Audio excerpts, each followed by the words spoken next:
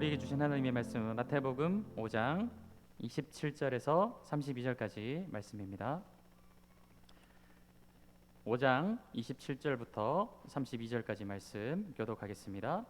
또 간음하지 말라 하였다는 것을 너희가 들었으나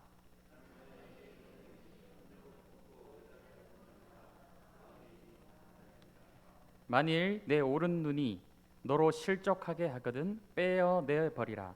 내 백체 중 하나가 없어지고 온몸이 지옥에 던져지지 않는 것이 유익하며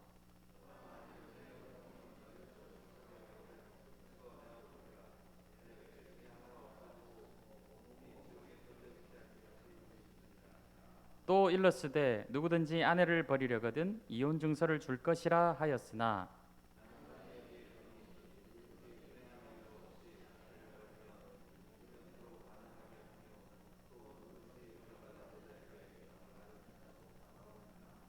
아멘. 예수님의 율법을 폐하러 오신 것이 아니라 완성하시려, 완전케 하시려 이 땅에 오셨다라는 것을 우리가 계속해서 말씀을 보고 있는데, 그 첫 번째 것이 바로 살인하지 말라라는 것이었죠.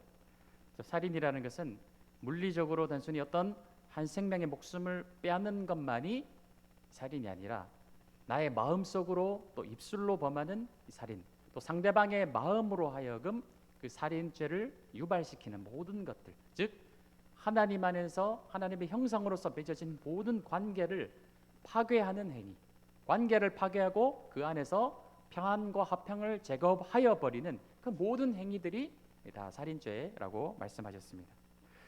두 번째로 오늘 말씀에 따르면 또 간음하지 말라라고 말씀하고 있어요. 오늘은 결론부터 좀 먼저 말씀을 드린다면, 살인죄와 마찬가지로 이 간음죄도 물리적으로 실제 어떤 여인과 간음을 벌이는 그런 실질적인 행위만 간음죄에 해당하는 것이 아니라, 예수님께서는 이 모든 행위들, 즉 가정을 파괴하는 모든 행위들, 가정을 파괴하는 모든 행위들이 다 간음죄다라는 것을 결론적으로 우리에게 가르쳐 주고 계십니다. 우리가 이 간음하지 말라라고 하는 것을 우리는 제10계명 중에서 6계명에 해당한다고 알고 있죠. 그런데 28절 말씀을 보시게 되면은 나는 너희에게 이르노니 음욕을 품고 여자를 보는 자마다 마음에 이미 간음하였느니라 라고 말씀하고 있을 때, 이 28절에 여자를 보는 자마다 할 때 이 여자는 원어적으로 보면 헬라어 귀나이에 해당하는 단어예요. 귀나이라는 단어는 단순한 어떤 여성을 의미하는 것이 아니라 한 남자와 이미 결혼한 부인을 의미하는 그런 단어가 되겠습니다. 그렇다면 10계명 7계명에만 해당하는 그런 간음죄가 아니라 또 무엇이 해당되는 것이죠? 10계명에 보게 되면은 내 이웃의 아내나 소유나 그런 것을 탐내지 말라라는 예수님의 말씀이 있어요. 그러니까 이것은 단순히 7계명만 범하는 것이 아니라 다른 여인을 보고 음욕을 품는 것은 10계명을 또 어기는 것과 같다라는 것을 우리에게 가르쳐 주시는 그런 말씀이 되겠습니다.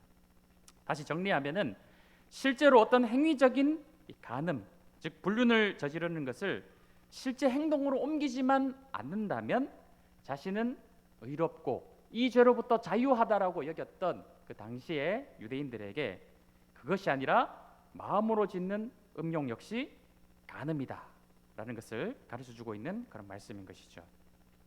이 여성이라는 이 본래적인 본질적인 존재로 바라보는 것이 아니라 그 여성을 성적인 욕구의 대상, 성적인 대상화하는 것에 대해서 말씀하시는데, 이는 오직 하나님이 명하신 것처럼 아비를 떠나 한 몸을 이룬 부부에게만 이것이 허락이 된다라는 것을 우리에게 가르쳐 주고 계시고, 그 외에 다른 이성에 대한 이 성적인 대상화는 모두가 간음죄에 해당한다고 말씀하시는 것이에요. 그러면서 이것을 이 몸으로 비유하고 계시는데, 29절 30절 말씀을 보게 되면 만일 오른 눈이 혹은 오른 손이 너로 하여금 실족하게 하거나 범죄하게 만든다면 그것을 차라리 잘라내어 버리고 지옥에 던져지지 않는 것이 더 낫다라고 우리에게 가르쳐 주고 계세요. 그래서 이 결혼, 이 간음죄를 무엇으로 연결시키냐면은 바로 몸으로 연결시키고 있는 예수님의 말씀을 본다라는 것이죠. 왜 이 결혼을 몸으로 연결시키고 계실까요? 예수님께서 무엇이라 말씀하셨습니까? 남자와 여자가 아비를 떠나 한 몸을 이루는 것이 바로 결혼이기 때문에 그렇습니다. 그것이 가정이기 때문에 그렇습니다. 그렇다면 이 가정을 지키기 위해서는 차라리 백체 중에 하나를 떼어내어 버릴지라도 그 온몸을 지켜내는 것, 하나님이 하나 되게 하신 이 한 몸을 지켜내는 것이 더 유익하다라는 것을 우리에게 가르쳐주고 있는 그런 말씀인 거예요. 설사 눈과 팔을 제거한다고 할지라도, 이 눈이 원인이 되고 팔이 원인이 되어서 이것을 제거해 버린다고 할지라도 우리의 죄된 본성, 우리 안에 있는 음욕을 사실은 완전히 제거해낼 수는 없어요. 무엇을 말씀하시는 것이냐면은 눈을 빼버릴 정도로, 이 팔을 잘라내 버릴 정도로 그렇게 한 가정, 한 몸됨, 하나님이 하나 되게 하신 것을 힘써 정말 살을 파내고 이 뼈를 깎아내는 그런 노력이라도 필요하다라는 것을 우리에게 말씀하고 계시는 그런 내용이라는 것입니다. 한 몸을 지키라는 것이죠. 우리가 이 죄와는 사실 영적인 전투, 우리는 끊임없이 이 신앙생활이라는 것은 이 죄와의 싸움에, 죄와의 전투의 현장에 있는 것이 바로 신앙인의 삶입니다. 그래서 우리는 늘 죄와 싸우는 삶을 살아야 돼요. 단순히 이런 죄를 내가 짓지 말아야지, 나는 이 죄로부터 나를 잘 지켜내야지, 이런 소극적인 자세가 아니라 좀 더 적극적으로 우리의 삶을, 영적인 삶을 살아내게 될 때 우리는 좀 더 죄로부터 자유로운 삶을 살아갈 수 있습니다. 이 거룩한 삶을 살기 위해서 자신의 삶에 틈을 주지 않기 위해 노력해야 된다는 것이죠. 지금 이 시간 예배 자리에 나오신 우리 성도님들 너무 사랑하고 축복합니다. 지금 하나님의 말씀을 듣고 있는 하나님의 귀한 은혜의 자리 가운데 나아오셨어요. 질문해 드리도록 하겠습니다. 지금 혹시 하나님의 말씀을 듣고 있는 이 순간 머릿속에 아주 음란한 생각을 하고 계신 분이 계신가요? 마음속에 막 음욕이 불타오르는 분이 계신가요? 만약 그렇다면 예배 끝나고 저를 만나셔야 돼요. 지금 하나님 앞에 나아가며 하나님을 찬양하고 경배하며 경배하고 하나님의 말씀을 듣는 이 자리에서만큼은 어떻습니까? 우리의 심령이 그런 간음, 음욕 이런 것들로부터 어때요? 자유로운 상황에 계신 것이죠. 지금 이 순간에 만약 그것으로부터 자유롭지 못한 상황이시라면은 정말 저를 개인적으로 1대1로 만나셔서 상담하셔야 돼요. 그건 비정상적인, 굉장히 영이 병들어 있는 그런 상황이라는 것입니다. 지금 하나님 앞에 영적으로 나아가고 있는 이 순간만큼은 여러분들은 죄로부터 어떻습니까? 자유로운 상황이라는 것이죠. 우리가 기도에 깊이 있는 자리로 나아가고 있을 때 뜨거운 열정을 가지고 하나님을 찬양하며 주님의 이름을 높여드리고 있는 그 현장에서 하나님의 말씀에 깊이 빠져들고 있는 이 자리에서만큼은 어떻습니까? 죄로부터, 꼭 간음죄뿐만이 아니라 모든 우리의 죄로부터 우리가 자유로운 순간에 있다라는 것이죠. 그런데 우리가 또 세상으로 들어가서 가만히 있게 되면은, 내 삶에 틈을 주고 여러 가지 여지를 주게 되면은 쓱 하고 찾아오는 것이 어떻습니까? 죄의 유혹이라는 것이죠. 그래서 우리는 모든 24시간을 다 그렇게 드릴 수는 없지만 할 수만 있다면 하나님과 교제하는 자리로 나아가려고 노력하게 될 때, 기도하기를 힘쓰고요, 말씀 보기를 힘쓰고 하나님을 찬양하는 그 자리에서만큼은 악한 권세가 우리를 침노하지 못하는 영적인 자유함을 누릴 수 있다는 것이죠. 그렇기 때문에 영적인 전투의 현장에서 우리는 날마다 살아가고 있는 거예요. 쓱 여지를 주면 언제든지 그 기회를 틈타서 죄가 우리를 사망의 자리로 자꾸만 이끌어내려고 한다는 것을 아실 것입니다. 다윗의 경우가 어땠습니까? 다윗이 치열한 이 블레셋과 전투의 현장에 있을 때는 그는 늘 하나님께 자신의 길을 구하는 자였어요. 어디로 나아가든지 하나님께 길을 묻지 않으면 그는 어디로든 나아가지 않던 것이 바로 영성 있는 다윗의 삶이었다라는 거예요. 그런데 사울 가문이 완전히 무너지고 남과 북에 분열되었던 것들이 다 통일이 되어서 통일 왕국을 이루게 되었을 때 사무엘하 11장 말씀에 보면 다윗이 자신의 부하들은 치열한 암몬과의 전쟁 현장에 다 보내놓고 자기는 어디에 있냐? 왕궁에 머물러 있는 모습을 보게 됩니다. 전쟁의 자리에 있던 그 앞장서던 다윗이 이제는 안정된 상황 가운데 나는 안정된 곳에 있고 부하들은 전쟁 현장에 보내놓은 그 상황에 벌어지는 일에 대해서 사무엘하 11장이 기록하고 있는 거예요. 근데 무슨 일이 벌어졌죠? 쓱 자신의 왕국을 돌아보게 될 때 누가 눈에 띄었습니까? 그때 바세바가 눈에 띄게 된 거예요. 누군지 알아봐라 해서 계속해서 도미노처럼 무너지는 다윗의 삶을 사무엘하 이후로부터 기록하고 있는 거예요. 치열한 영적인 전투의 현장에 있을 때 그는 항상 날이 서 있었어요. 하나님께 길을 묻지 않으면, 하나님이 인도하시는 길이 아니면 나아가지 않던 것이 이 다윗의 삶이었습니다. 그러나 그가 그 현장에서 벗어나서 안정을 추구하고 자신이 이루어놓은 업적들을 바라보며 그것들을 돌아보고 있을 때 그때 쓱 하고 찾아온 것이 무엇이었습니까? 그를 넘어뜨리려고 하는 악한 죄의 유혹이었다는 거예요. 우리는 영적인 치열한 영적 전투의 현장에 있다는 것을 잊어버리시면 안 되는 거예요. 그것을 잊는 순간 우리에게 쓱 하고 찾아오는 것이 죄의 유혹이라는 것입니다. 그런데 요셉은 어땠습니까? 요셉은 노예로 팔려다녔어요. 노예로 팔려다니면서 이 보디발의 집에 있을 때 이 보디발의 아내가 하루도 아니고 이틀도 아니었어요. 계속해서 그를 유혹하고 결국 그의 옷을 붙잡을 때 어땠습니까? 그냥 치열하게 끝까지 싸워낸 거예요. 그 현장을 옷을 다 내던져 버리서라고도 다 뛰쳐나가버리는 그런 요셉의 모습. 그 요셉의 모습과 이 다윗의 모습이 대조된다라는 것이죠. 그래서 우리는 눈을 떼버릴지라도 팔을 잘라버릴지라도 그렇게 해서라도 무엇을 지켜내야 된다는 것입니다. 하나님께서 우리에게 허락하신 한 몸 돼 이루게 하신 이 가정을 그런 노력을 해서라도 지켜내야 되는 처절한 영적인 전투의 현장에 있다는 것을 우리에게 가르쳐주고 그것을 지켜내라라고 말씀하고 있는 것입니다. 그래서 예수님은 이것을 무엇으로 연결시키시느냐? 31절 말씀해 보면 이 결혼과 이혼으로 연결시키는 것을 보게 되죠. 31절 말씀 다시 보겠습니다. 또 일렀으되 누구든지 아내를 버리려거든 이혼 증서를 줄 것이라 하였으나 라고 말씀하고 있죠. 이 말씀이 어디서 인용이 되었냐면은 신명기 24장 말씀에서 인용이 되었습니다. 우리 신명기 24장 1절 말씀 함께 읽겠습니다. 시작. 사람이 아내를 맞이하여 데려온 후에 그에게 수치되는 일이 있음을 발견하고 그를 기뻐하지 아니하면 이혼 증서를 써서 그의 손에 주고 그를 자기 집에서 내보낼 것이요라고 말씀하고 있어요. 자, 율법에 따르면 아내와 이혼할 수 있는 합법적인 근거가 이제 들어 있는 것이죠. 그 합법적인 근거 가운데 아내를 데려온 후에 그에게 수치되는 일이 있음을 발견한다면 그렇다면 이혼 증서를 써서 주고 돌려보낼 수 있는 이혼의 근거가 있다라고 유대인들은 생각을 했던 거예요. 그러면 이 수치되는 일에 해당하는 것이 무엇일까요?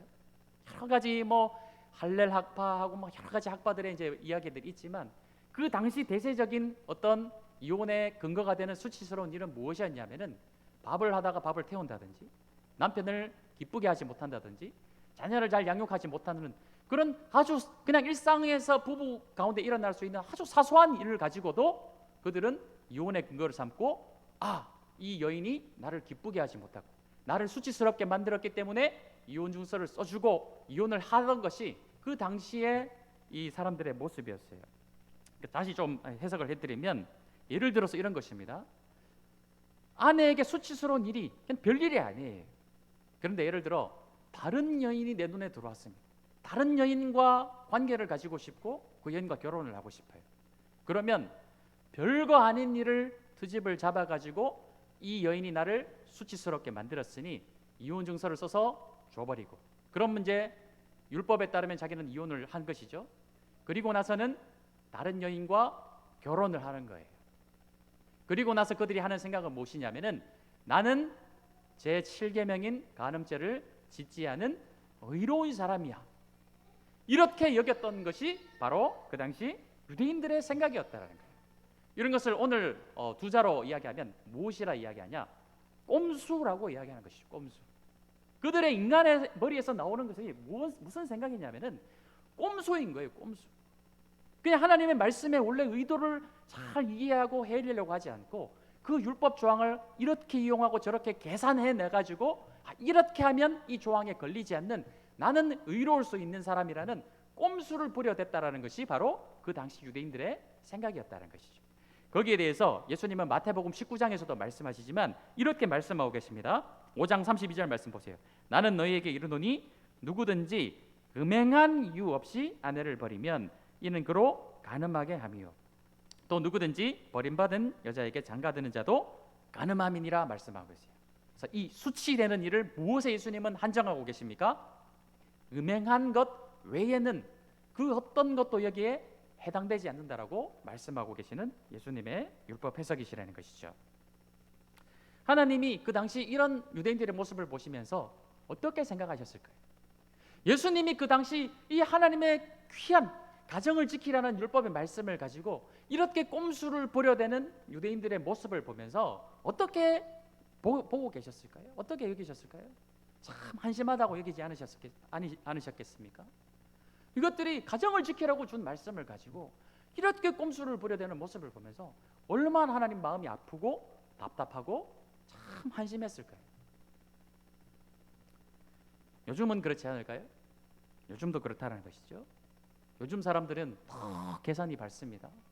더 이 시대보다도 꼼수를 부리는 것이 현대 사회의 모습이에요. 제가 뭐 TV나 이런 걸 보면서 깜짝깜짝 놀랄 때가 있어요. 한 어머니가 결혼을 할 정년기가 된 이 딸에게 이렇게 말하는 것을 본 적이 있습니다. 야, 결혼 바로 하지 말고 한번 살아보고 잘 맞으면 그때 결혼해라. 진짜로 그렇게 가르치는 그것을 본 적이 있어요. 심지어는 결혼을 해도 그냥 결혼한 게 뭐가 급해가지고 결혼을 하더라도 혼인신고는 하지 말고 나중에 해라라고 막 가르칩니다. 깜짝깜짝 놀란다는 것이죠. 결혼관이 완전히 변질이 돼버렸어요. 언제든지 여러 가지 문제에 의해서 잘 맞지 않으면 언제든지 갈라설 수 있다라고 여기는 것이 오늘날 결혼관이 되어버렸어요. 너무나도 가벼운 결혼이 되어버렸어요.